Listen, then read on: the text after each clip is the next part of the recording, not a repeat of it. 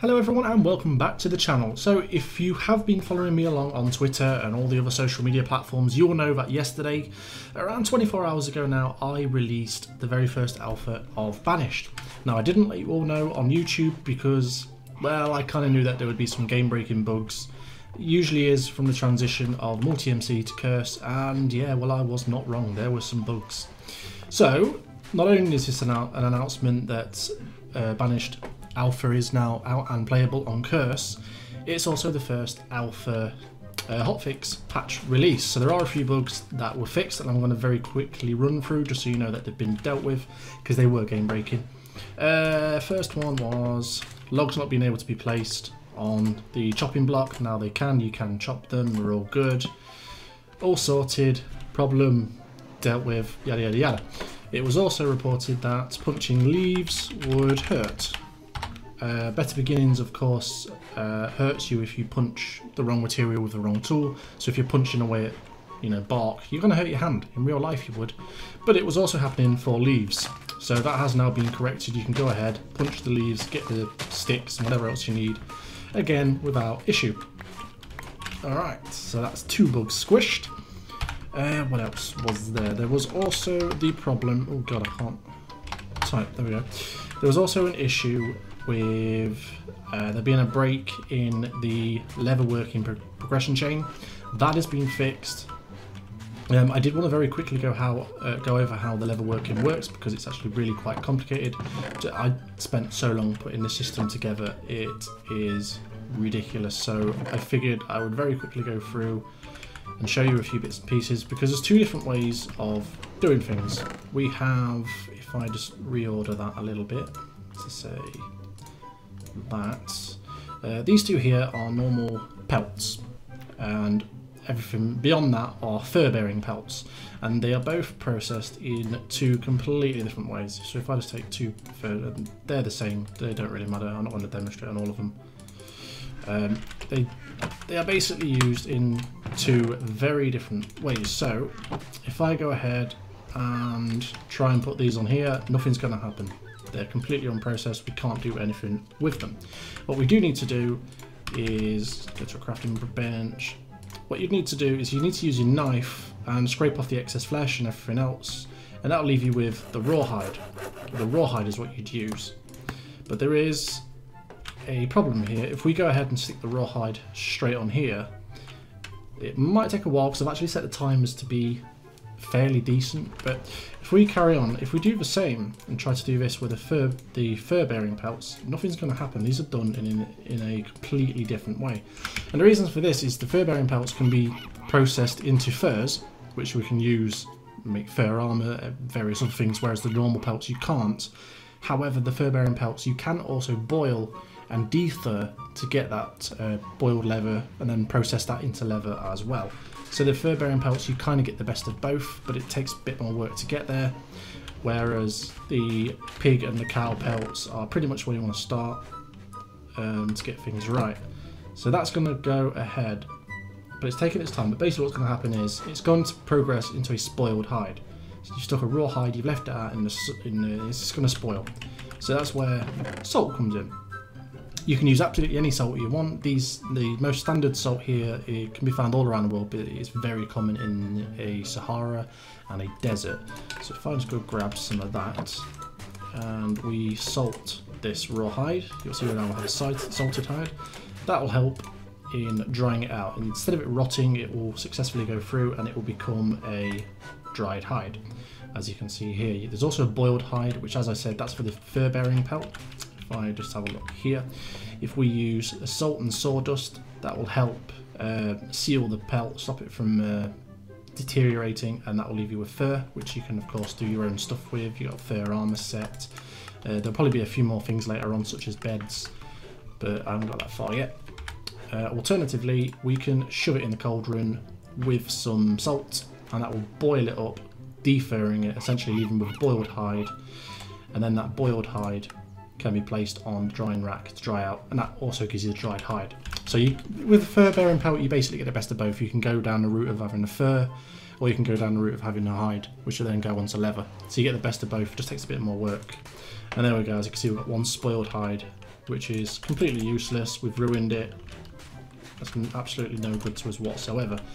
So the salted one will go on, get the dried, and then from there we can use ground resin or a bottle of tannin to tan that hide, and then we stick it on to dry one more time, and then that will finally give you the leather where we can start working with the leather. So it's a very lengthy process to do all that, and it took me really long time to actually put into play, but it's fairly realistic, as realistic as I can possibly get it. But I just wanted to point out how that worked, because it can be quite confusing. So yeah, basically at the beginning, if you need leather, aim for the cows and the pigs, as they have a non fur bearing pelt. Here we go, leather clear. And just a few more pointers, guys, while we're here, a few more tips, because this is very different to the original Banished. You may have noticed we now have a different crafting table, a different crafting set. If you have one on their own, you're not going to get very far. If you just place two together, you will get this advanced one, and you'll have a lot of catalysts in here. A lot of recipes have been rewritten and moved over to this system, so you might need to get yourself that. It's still the same recipe as a normal standard crafting table, or if you've got an original one, you can turn them over. So other than that, we have two fireplaces. You've got your normal campfire from Tough as Nails that will help you keep warm. Can't smelt anything on it or cook on it or anything like that, but it's there to keep you warm. The Better Beginners campfire will allow you to cook, but without a pan or a, I can't remember what it's called, a rotier? Let's have a look. A rotisserie. I don't know how to pronounce that. I'm assuming it's French. You got those. If you put one of them in there, or a pan, which will last much longer, you'll be able to cook the food. But if you don't have one, you will burn said food. Oh, what's going on here? Oh, there we go. It's just a visual error. It does require wood fuel. It doesn't accept coal, so you need wood fuel in the bottom first, then that, then the food, and then you can light it with a flint and steel. Sometimes it pops the flames out on top, which is kind of annoying. But yeah, so that one will allow you to cook food. You can't smelt on either of them. And that one does produce heat, but nowhere near as much as this one, because it's much bigger. So you got a choice there. You can use both. A little other tip is there are now these smaller beds. One of the problems with original Banished was that nighttime would come in pretty quick. You'd very quickly die, or you would spend a whole night just, I don't know, in a dugout, two-space bit of cave in a wall, and then you'd just stay there until day, and it's kind of boring. So these simple hay beddings, there are also carpet version, but the main focus here is on the hay. These can be made out of just plain old plant cloth, which is just plant fibre made from the plant twines made of plant fibre. So you can literally make a bed just by chopping down a bunch of the grass using the plant fibres, and then you can go ahead and sleep on these. Like I said, there are carpet ones if you want to get fancy, but these were mostly put in just so you've got somewhere to sleep through the night for the very first night, which I thought was very important. And as you can see, that's dried now, so that's cool. How did we make the tannin? Can't remember. We've got ground resin or tannin. Let's have a look. Yeah, a bunch of bark, which is right clicking an axe on log, and a bottle of tannin is the same thing with water. Don't know why that's just a wasted recipe then, really. If you could just do it with the ground resin, I may as well remove that ground resin one and only have it as a bottle of tannin. That would make more sense, because he's kind of skipping out that piece of recipe. I that's something we need to do at some point. Anyway, then of course you've got the kiln. The kiln is primarily for recipes where you would cook stone, for instance cobblestone into smooth stone, or anything that requires clay to be hardened, that kind of thing. Sticking food in here will burn it, so don't do that. The oven is strictly for food. It won't accept anything else. There is a recipe grid, so you can bake things in here that require a recipe. I may add some recipes to this for foods later on, but at the minute, meh. And then of course the smelter, which is pretty much standard, coal in the bottom or in the top, but you do need a booster.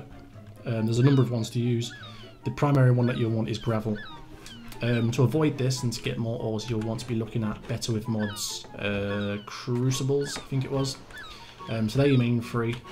And just one extra note, in this version I've also added Claycraft free. So you can go ahead and produce these raw clay with sand, gravel and dirt. And you just go ahead and stick them against the water edge, and that will produce clay. Because clay is very important in this pack. So I think that's just about everything I wanted to cover. I'm sorry I'm talking super quick. I want to keep this video short. It's meant to be just an update vid, but I wanted to point out a few extra things as well. So yeah, there were a few bugs. I don't like bugs. So I ran up to them and went like a boss.